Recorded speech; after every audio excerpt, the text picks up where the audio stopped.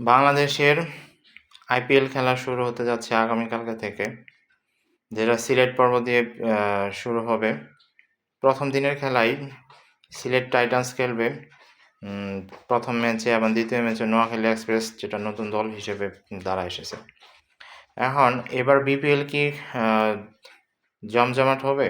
এবার বিপিএল কি ভালো হবে, নাকি আগের বারের মতোই অনেক বেশি আলোচনা হবে? সেটা অবশ্যই এখনই বলা যাচ্ছে না। কারণ বিপিএল মানেই নতুন নতুন আলোচনা, নতুন নতুন সমালোচনা। এই বিপিএল নিয়েই অনেকের মধ্যেই যদিও উত্তেজনা থাকে, অনেকেই আলোচনা সমালোচনা করে থাকে। এখন এইবার যে বিপিএল নিয়ে অনেক আলোচনা হবে না, সমালোচনা হবে না, সেটা অবশ্য কোনোভাবেই কাম্য নয়। যদিও অনেকেই চেষ্টা করতেছিল বিপিএল কমিটি থেকে যে এবার বিপিএলকে সকল প্রকার আলোচনা থেকে মুক্ত করতে, সকল প্রকার সমালোচনা থেকে মুক্ত করতে, কিন্তু সেটা হবে কিনা সেটা এখনও ক্লিয়ারলি বলা যাচ্ছে না। কারণ বিপিএল মানেই বিভিন্ন ধরনের ঘটনা থাকে, বিভিন্ন ধরনের সমালোচনা থাকে, আলোচনা থাকে।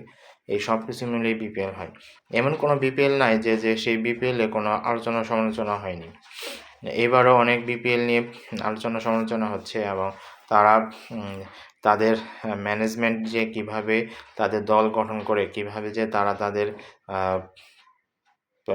কাজ করে, সেটা অবশ্যই এখন দেখার বিষয়। কারণ বিপিএল নিয়ে মানুষের মধ্যে উত্তেজনা থাকে, তুমুল উদ্গ্রীব থাকে ক্রিকেট প্রেমীরা। এখন সেই উদ্গ্রীবকে যদি তারা পুঁজি করে সুস্থ মতো বিপিএল আয়োজন করতে না পারে, এবং বিভিন্ন ধরনের সমালোচনা থাকে, সেটা নিয়ে তো আসলে বলার কিছু নাই। আর এবার যেমন ধরুন, আগের প্রত্যেকটা বিপিএলেই এই টাকা পয়সা নিয়ে অনেক গণ্ডগোল হয়েছে। ফ্র্যাঞ্চাইজি মালিকরা তারা ঠিকমতো প্লেয়ারদের টাকা পয়সা দিত না। তারা অনেকেই এটা নিয়ে অনেক কমপ্লেন করেছে, অনেকেই তাদের কথা বলেছেন তারা ঠিকমতো টাকা পয়সা পায়নি। এবারে যে হবে না সেটা অবশ্য বলার মতো না।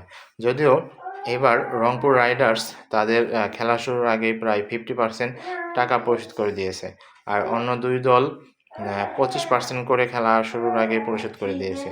এখন বাকি দলের খবর কই? বাকি দলরা তো ঠিকমতো তাদের পারিশ্রমিক অগ্রিম পরিশোধ করতেছে না। তাদেরও অগ্রিম সব কিছু পরিশোধ করা উচিত অগ্রিমভাবে, কারণ এই বিপিএলের মাধ্যমেই বিভিন্ন বিদেশি প্লেয়াররা বাংলাদেশে খেলতে আসে। অলরেডি যারা 2 দিন আগে থেকেই আসা শুরু করেছে। পাকিস্তানের কয়েকজন প্লেয়ার এসেছে, ইংল্যান্ড থেকে এসেছে। এখন তাদেরকে যদি ঠিকমতো পারিশ্রমিক না দেওয়া হয়, এবং তাদেরকে যদি টাকা পয়সা নিয়ে ঘোরানো হয়, এটা অবশ্যই বাংলাদেশের একটা প্রেস্টিজের ব্যাপার, একটা মান সম্মানের ব্যাপার। কারণ এখন দেখা যাক, যদি